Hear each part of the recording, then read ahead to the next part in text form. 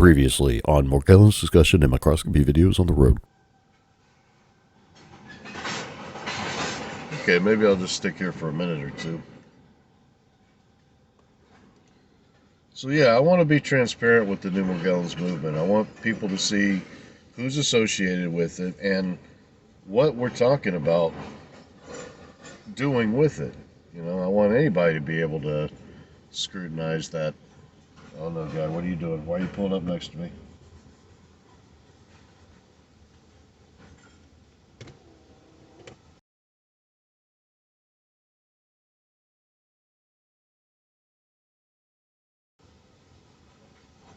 Oh, it is okay. Morning. All right. Yeah, I think we're getting ready to move. That train's finally gone.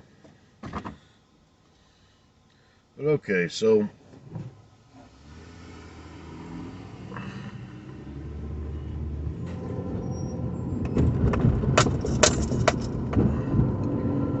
I think that'll help the credibility of Morgellons patients all around if we have an effort that is not concentrated behind a private group online. I think if it's coming from a variety of independent individuals or individuals independent of any private online group, I think that makes it easier for people to take Morgellons seriously.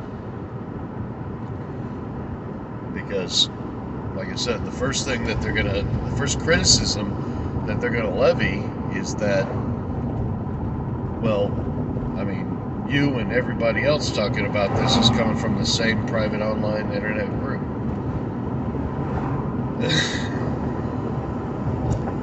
And there's not any of you that don't associate with that group. So that makes it hard to get the message on point. Because that's also a single point of failure. If that group screws up and does something embarrassing,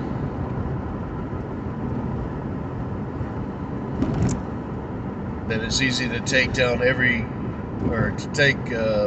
granted the message that every individual who associates with that group is trying to convey.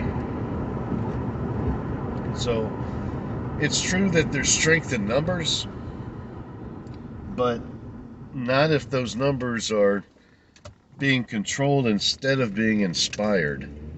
And that's why we have a new Morgellons movement, because we may have the same goals, but we have different ways of wanting to get there.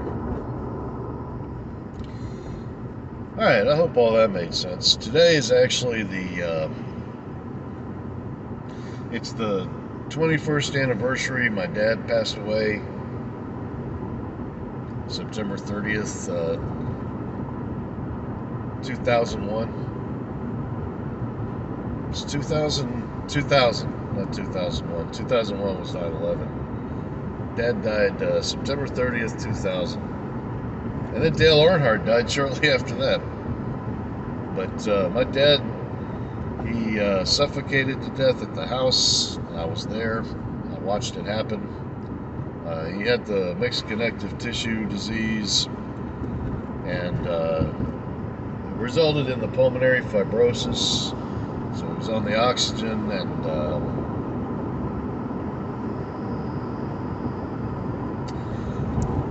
they couldn't get the stretcher up the stairs because our porch was too narrow. So me and my brother had to pick up his body and carry it out to the hearse and put it in there.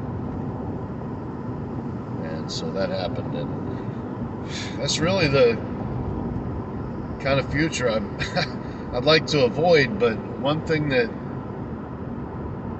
keeps me so frustrated is that it doesn't seem like I can stop that momentum. You know, I just can't feel good that the kind of existence I'm leading is going to result in a positive outcome that avoids that scenario. Not necessarily suffocating. You know, God help me if I'm in that situation. But just, my dad was 53 when he died. I mean, I'm going to be 45 in a couple months.